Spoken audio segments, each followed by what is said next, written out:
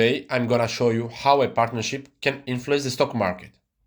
Let's start with the companies that we are gonna analyze today, and they are McDonald's and Krispy Kreme donuts. First of all, this relationship was started on 21 October 2022 when McDonald's teams up with Krispy Kreme for test donut run. Thus, McDonald's company started served the donuts at some of McDonald's locations during a lifetime test run on 26 October. After almost 1 year, McDonald's and Krispy Kreme are again in talks, but at this time they would like to expand their partnership. This event was happened on 9 November 2023.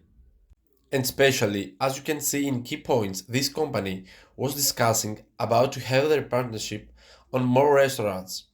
Finally, the event that literally all of the people around the world just waiting for happened at 26 March and 2024. And I'm talking about the announcement which referring an expanded national partnership between McDonald's and Krispy Kreme.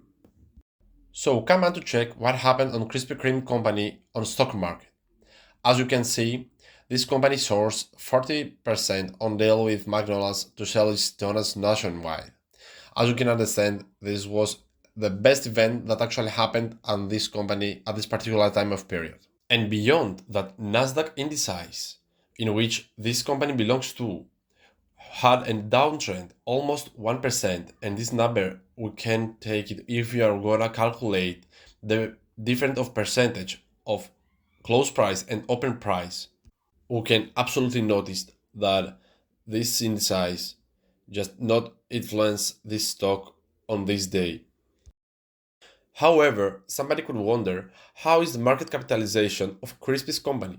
And here you are, I show you that it's almost $2.5 billion.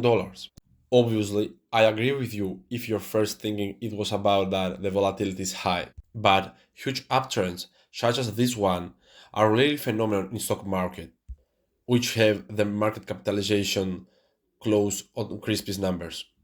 Thank you for watching. Goodbye.